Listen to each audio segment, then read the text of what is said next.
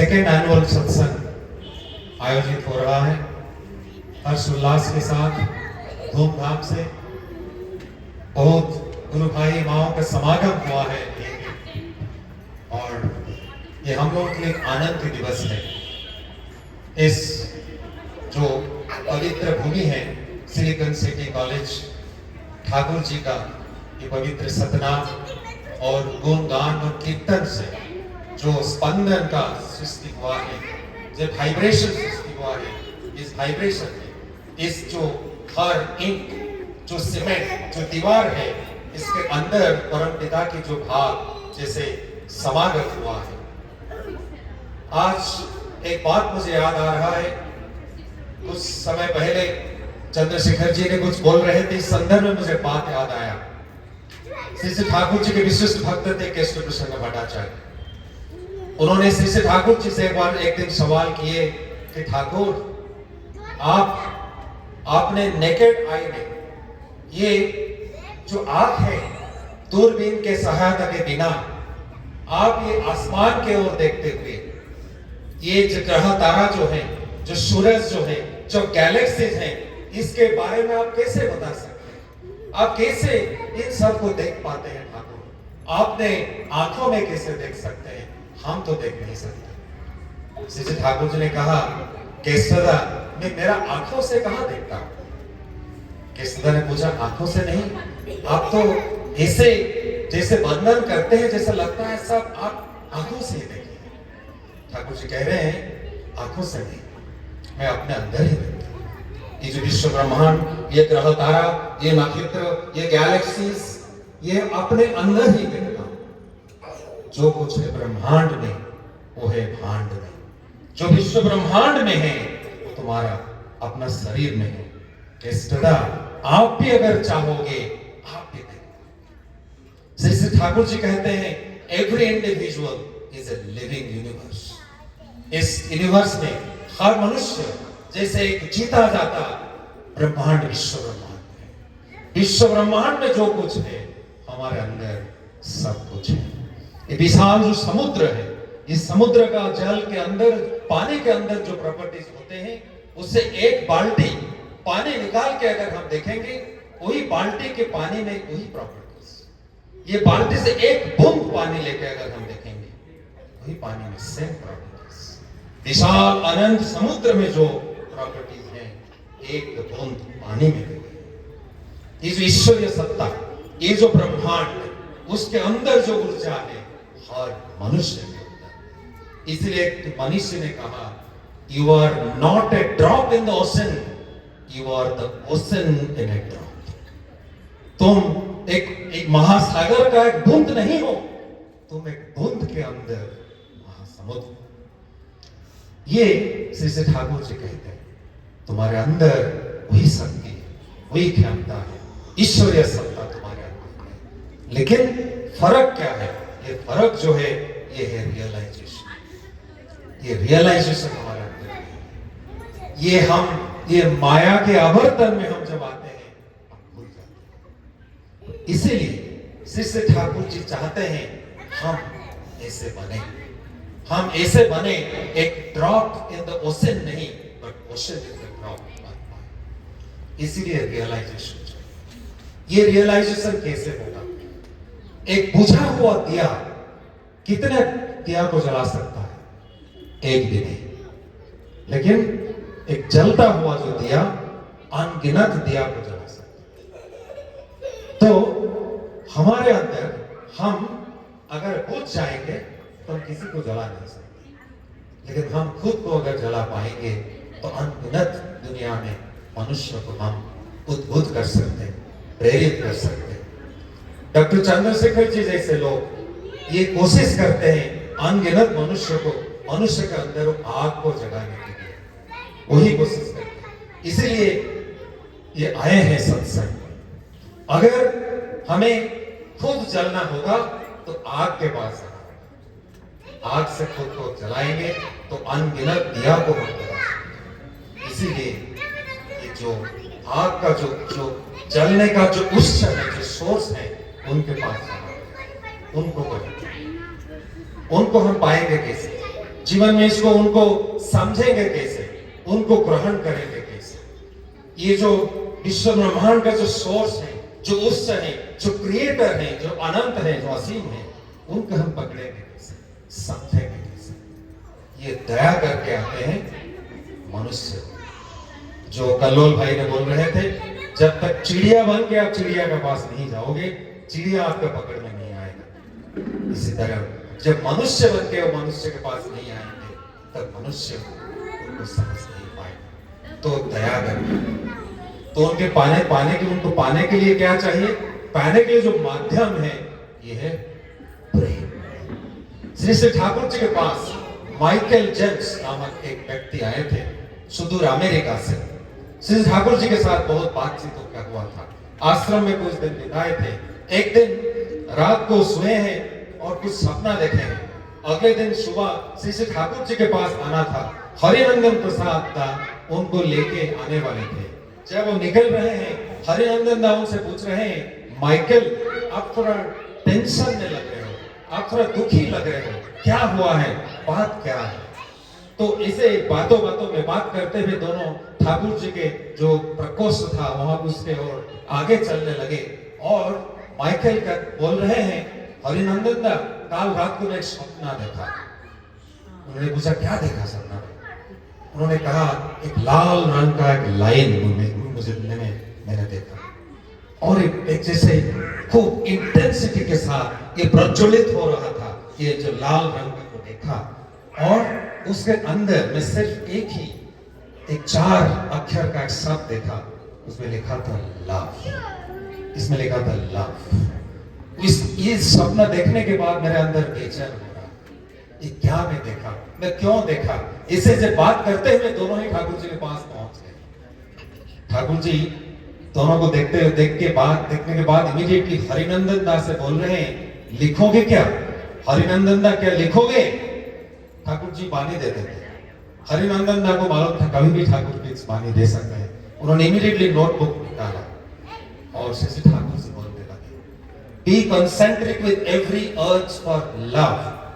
Love is life, love is faith, love is Lord, love is lead to progress, love is God and his incarnation. Be concentric with every urge for love. Love is life, love is faith, love is Lord, love is lead to progress, love is God, and love is His incarnation. एक ही वाणी में श्री ठाकुर जी बता दिया कि प्रेम क्या है। Love is God, love is incarnation. We have to be concentrated around love. ये जो अनंत असीम ईश्वर, उनको समझने के लिए मनुष्य रूप में लव का जो मूर्तिमन, जो मेटेरियलाइज फॉर्म आते हैं ह्यूमन फॉर्म में, वही प्रेम का जो मूर्तिमन प्रतीक, उनको समझना होगा, उनको जीवन में पकड़ना होगा, उनको जीवन में ग्रहण करना होगा, क्योंकि वही है लव इनकार्नेशन। अगर उनको पकड़ेंगे तो जीवन मिलेगा, विश्वास मिलेगा, ज्ञान मिलेगा, प्रोग्रेस मिलेगा, नहीं बनेंगे तो जीवन कंसेंट्रिक नहीं बनेंगे तो जीवन एक्सेंट्रिक बन जाएगा। जीवन में कहां भटकते हुए कहां जाएंगे हम खुद भी समझ नहीं पाएंगे। चाहे कितना ज्ञान बुद्धि, कितना प्रज्ञा हमारे अंदर हो, जीवन में लव अगर सेंटर में नहीं रहेंगे तो जीवन में कुछ भी हासिल नहीं होगा। सब कुछ पाते हुए, पाने के बावजूद सब कुछ हम खो बैठेंगे। ये है लव के प्रतीक। श्री श्री ठाकुर जी जब हिमायतपुर आश्रम में अपना सत्संग का जो कार्यक्रम शुरू किए, तब बहुत सारे लोग उनको ठुकराया, उनके बात नहीं सुना, उनके बात सुना कभी नहीं सुना। लेकिन श्री ठाकुर जी किसी को नहीं छोड़ा। जो उनको उनके प्रति जो उनको आघात किया, प्रत्युत्तर में उनको प्रत्याघात नहीं किए श्री ठाकुर, उनको प्रेम किया। एक बार सर्दी का मौसम, श्री ठाकुर जी हिमायतपुर से जाने वाले थे कुश्तिया, पद्मा नदी को क्रॉस करके। वहां पे अश्विनी कुमार दा का घर है। अश्विनी कुमार नया ठाकुर जी के पास आते थे। ठाकुर जी से थोड़ा बहुत उनका मतलब आलाप होता था। ठाकुर जी के बाद तो थोड़ा अच्छा लगता था, लेकिन उनका जो प्रेम, उनका विश्वास लेकिन इंटेंस नहीं हुआ था तब तक। एक बार एक दिन श्री ठाकुर जी उन्हें कहा था कि मैं शाम को आऊंगा, नदी अतिक्रम करके उस तरफ जाना है। जो नौका चलाने वाला था, नौका उस दिन खराब हो गया, उसको ठीक करके, उसको मरम्मत करके जब तैयार किया तब बहुत लेट हो गया। श्री ठाकुर जी ने कहा लेकिन नहीं, मैं जाऊंगा। उनको मैंने जवाब दिया है, वार्ड दिया है, उनके पास में जाऊंगा। उस तरफ उस जमाने में ना मोबाइल फोन था, ना कोई टेलीग्राम था, ना कुछ था, तो ठाकुर जी वो संदेश उनको दे नहीं पाए, वो संभव नहीं था। किसी भी तरह क्रिस्टिया के जो वहां पे उनका जो घर था, उनको खबर भेजने का कोई उपाय नहीं था। रात के 1:30 बजे श्री ठाकुर जी वहां पहुंचे।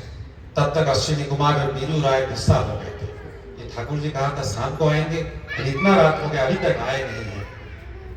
अभी रात को अगर आते हैं दरवाजा लेके नहीं खोलेंगे, चाहे कुछ भी हो जाए। उनका कोई अपना बात का कोई ठिकाना नहीं है, जो बोलते हैं उसको पालन नहीं करते हैं, हम तो नहीं खोलेंगे। रात के 1:30 बजे, सर्दी का मौसम, ठंड, बहुत ठंड हो रहा है। श्री ठाकुर जी नफरदा और अनंत महाराज को लेके पहुंचे हुए अश्विन दा के घर के सामने दरवाजा खटखटा रहे हैं। वो लोग अंदर से नहीं खोल रहे, बार बार ठाकुर जी खटखटा रहे हैं, वो लोग नहीं खोल रहे। ठाकुर जी बोल रहे हैं, अश्विनीदा मैं आपका छोटा भाई हूं, अगर कोई अपराध किया हूं आप मुझे माफ कर दीजिए। अश्विनीदा निरुत्तर, कुछ भी जवाब नहीं आ रहा है। रात बीत गया, ठाकुर जी बैठे हुए। सुबह हुआ, अश्विनीदा दरवाजा खोला और अट्टहास्य करते हुए बोल रहे हैं, मजा आया? ठाकुर जी कातर कंठ से बोल रहे हैं, दादा मैंने अगर कोई अपराध किया था, ऐसा शास्ति देना का उचित था, इतना कठोर शास्ति देना का उचित था? ठाकुर जी ऐसे बोल रहे हैं। ठाकुर जी को भक्त लोग कितने कष्ट दिए, ठाकुर जी को लिए कितना परेशानी ठाकुर जी को दिए हैं, लेकिन ठाकुर जी उनको प्रेम दिए, प्रेम छोड़े नहीं उन लोगों को। वो लोग बाद में विशिष्ट भक्त बने। अश्विनी विश्वास ठाकुर जी का जो किताब का संकलन किए हैं, ठाकुर जी का विशिष्ट भक्त बने। लेकिन ठाकुर जी को कितना कष्ट उठाना पड़ा, कितना दुख सहना पड़ा, कितना कष्ट उठाना पड़ा, क्योंकि प्रेम का मूर्तिमंत प्रतीक है। उनको पाने के लिए, उनको समझने के लिए प्रेम करना। जब हाउजर मानदा ने कहा, ठाकुर आपके पास, आपके साथ मैंने 30 साल बिताया, लेकिन I could not understand you, Thakur said, you don't have to understand me, just stand under me, that will be enough. मुझे समझने के लिए कोशिश मत करो। ठाकुर जी का जो निर्गुण रूप है, उसको समझना बहुत मुश्किल है, लेकिन उनका जो सगुण रूप है, जो शरीर के साथ, मनुष्य शरीर लेके जो रूप लेके जो आए हैं, उसको समझना संभव होगा थोड़ा बहुत प्यार अगर उन्हें करेंगे, वही प्यार से उनको हम समझ पाएंगे। जैसे ठाकुर जी एक बार एक भक्त के साथ एक मैदान के ऊपर, ये सर्दी का मौसम था, भटक रहे हैं, दोनों के बीच कुछ बातचीत हो रहा है। एक जो भक्त ने श्री ठाकुर जी सवाल कर रहे हैं, ठाकुर ईश्वर अनंत है, ईश्वर असीम है, मैं एक छोटा सा आदमी हूँ, मेरा जीवन छोटा है, ये अनंत असीम ईश्वर को मेरा ये छोटा सा शरीर में, ये छोटा सा जीवन में, क्या मैं ईश्वर को प्रकाश कर सकता हूँ? ठाकुर जी बोल रहे हैं, मैदान में जो घास था उसके ऊपर, उसके और ठाकुर जी दिखाते हुए बोल रहे हैं, पूछ रहे हैं, देखो ये घास के ऊपर तुम क्या देख रहे हो? उन्होंने कहा, सूरज का जो किरण वो प्रतिफलित हो रहा है, वो घास झलमल कर रहा है। ठाकुर जी ने पूछा, ये क्यों झलमल कर रहा है? भक्त ने कहा, घास के ऊपर जो तुषार बिंदु, जो शिशिर बिंदु है, ये उसके ऊपर सूरज का जो किरण प्रतिफलित हो रहा है, इसीलिए वो झलमल कर रहे हैं। ठाकुर जी ने पूछा, ये जो शिशिर बिंदु है, ये तुषार बिंदु है, छोटा छोटा पानी का जो बूंद है, ये कितना बड़ा है? भक्त ने कहा, ये छोटा सा है। ठाकुर जी ने पूछा, उसका जीवन कितना लंबा है? भक्त ने कहा, छोटा सा, थोड़ा कोई कुछ मुहूर्त के बाद ये इवेपोरेट होके चला जाएगा।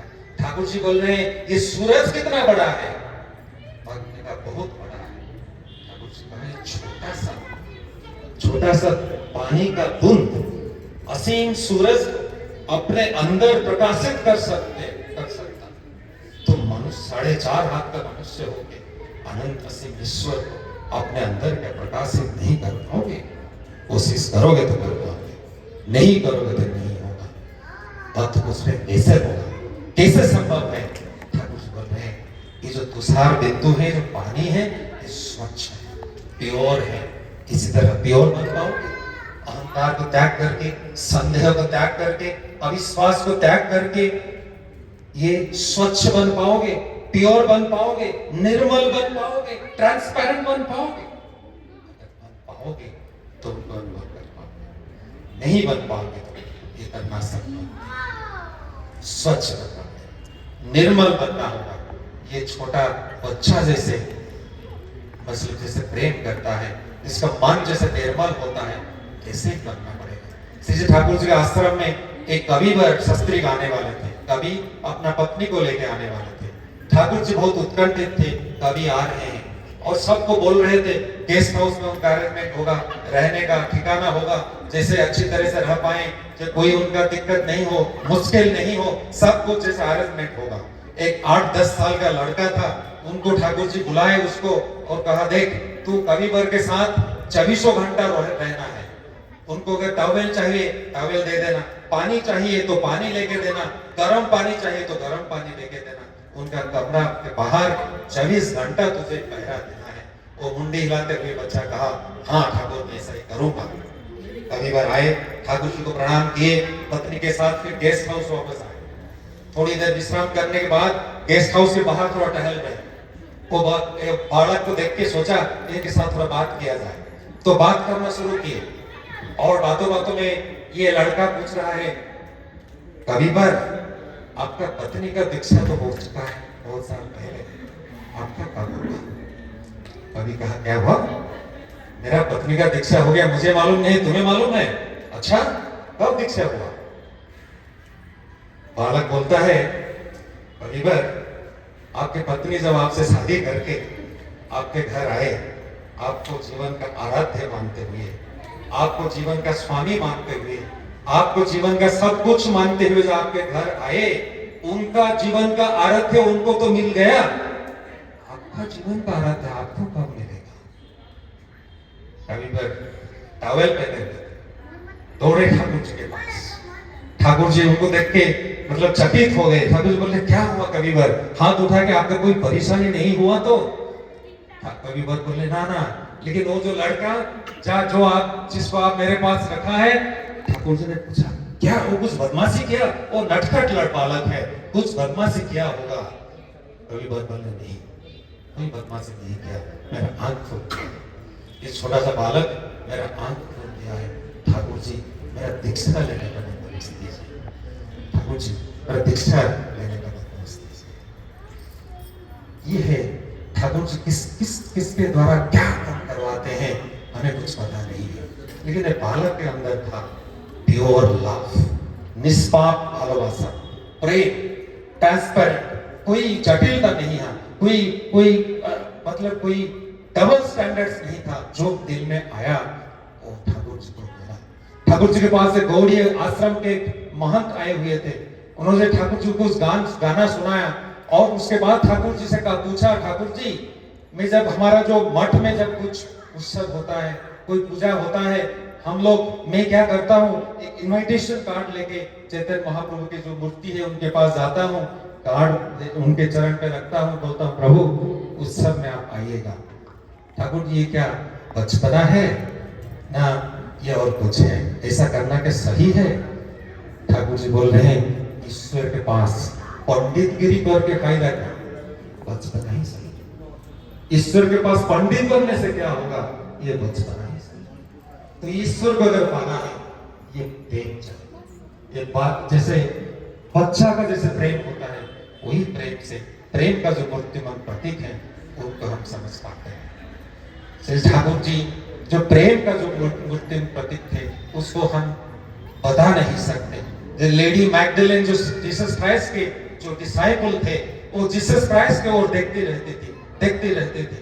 कोई भक्त उनसे एक बार सवाल किया आप ये प्रभु के ओर क्या इतने इसे देख रहे हो, क्या अच्छा लगता है इसे देखना? लेडी मैक्डोनाल्ड बोल रहे हैं, आई एम सीइंग लव, मैं प्रेम को देख रहा हूँ, प्रेम का जो मूर्तिमान प्रतीक है उनको देख रहा हूँ। वो है श्री ठाकुर जी। उनको समझने के लिए हमारे अंदर वही प्रेम चाहिए। हमारे अंदर श्री ठाकुर जी रक्तमान शरीर में भी नहीं है, लेकिन आचार्य है। वही प्रेम, वही भालोबासा श्री ठाकुर जी को समझना है तो उनका किताब पढ़ के हम समझ नहीं पाएंगे, उनका कीर्तन करके उनको समझ नहीं पाएंगे। ठाकुर जी को समझना है तो आचार्य देखना होगा, उनका आचरण देखना होगा, उनके प्रति अनुगत्य रखना होगा, उनका सेवा करना होगा, उनका प्रति प्रेम करना होगा, तब उनका समझ पाएंगे। आइए, ये प्रेम का जो आंदोलन, ये प्रेम का प्लावन का शुरुआत हो चुका है। इस प्रेम से हम सारा दुनिया को जैसे हम भिजा सकते हैं, यही श्री ठाकुर जी का चाहना। आप लोग सभी का सर्वांगीण मंगल कामना करते हुए श्री ठाकुर जी के रातुल चरण में प्रार्थना करता हूँ। वंदे